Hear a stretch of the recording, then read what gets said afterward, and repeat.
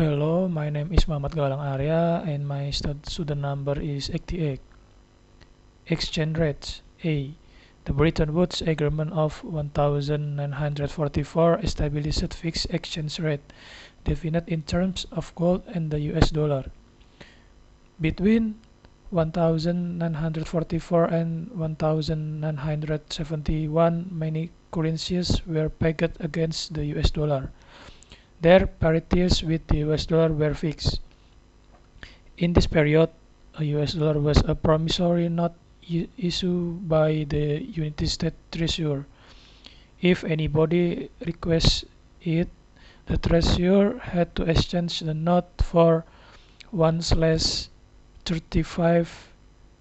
of an ounce of gold.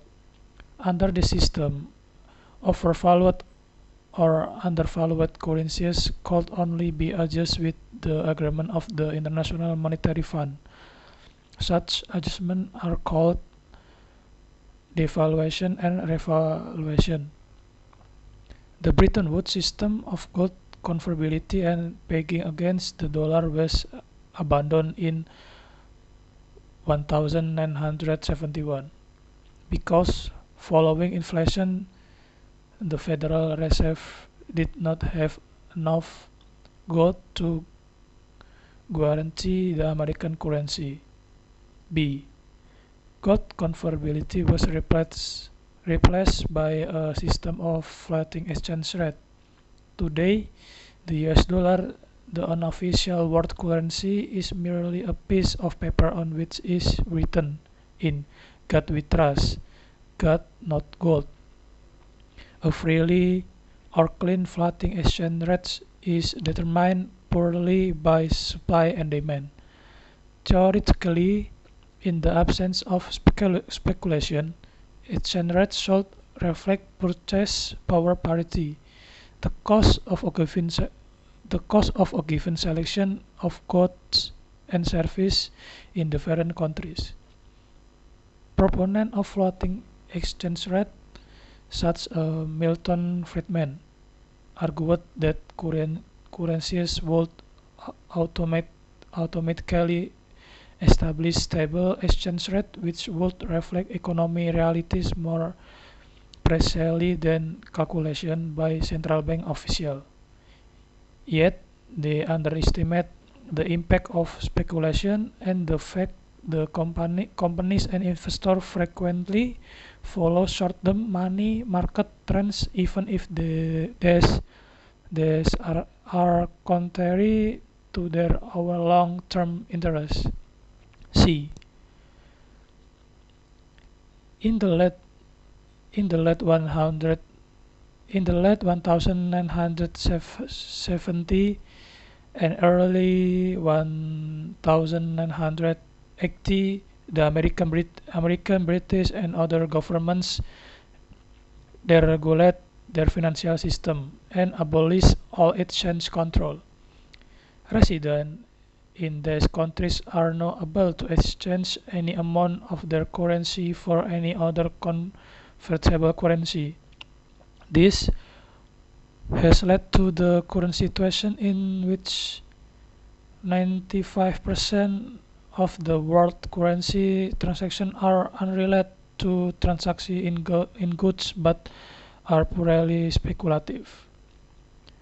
Enormous amount of money move around the world chasing high interest rate or capital gains, as investors include rich individuals, companies, and pension funds seek to maximize the value of their asset. In London alone, in the late 1919, over 300 billion worth of currency was traded on an average day, the equivalent of about 30% of the value of the goods Britain products each year. Banks, of course, make a profit from the spread between a currency's buying and selling price.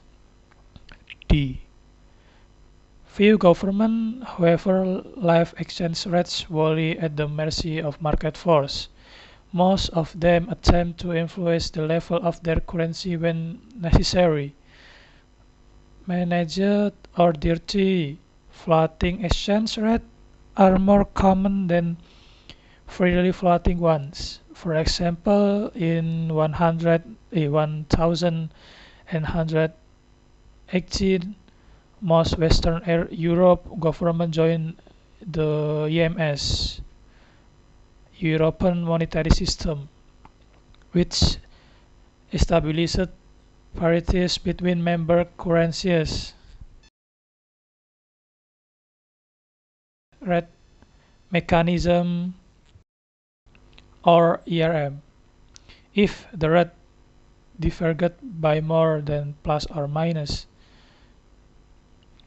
2 to 1/4% from the central party, central bank had to intervene in exchange market, buying or selling in order to increase or decrease the value of their currency. E. Yet, international speculators can be more powerful than government. For example, on a single day in September 1992, the Bank of England lost £5 billion in hopeless attempt to support the pound sterling. For weeks, all the world financial institutions and rich individuals had been selling their pounds, and everyone except the British government believed that the pound had been seriously overvalued ever since it belatedly joined the ERM in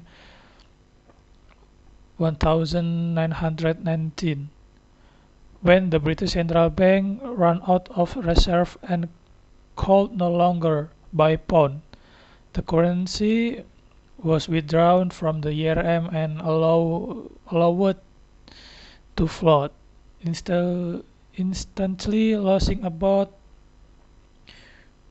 15% of its value against the D-Mark.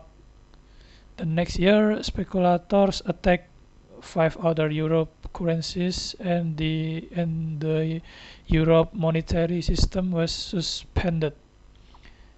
It was later reintroduced in looser form.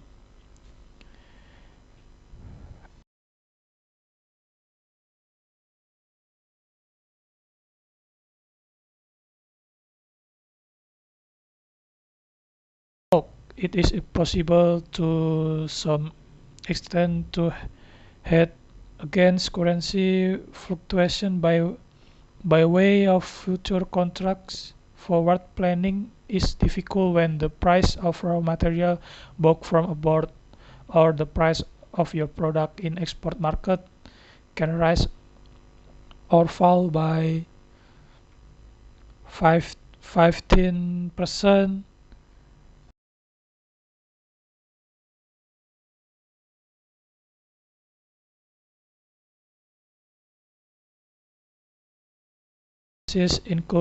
including the US dollar and the pound sterling have in turn appreciated by up to 100% and then depreciate by more than 50% against the currencies of major trading partners. G. Pressure from industrialists and government led to the introduction of the euro. 12 countries fixed their exchange rate against the new currency, and beginning in 1999, the new currency was used as a means of payment between companies and in foreign trade, and bonds were denominated in it. The euro came into existence as a real currency into 12 and to when the old notes and coins in the 12 member countries were withdrawn. Thank you.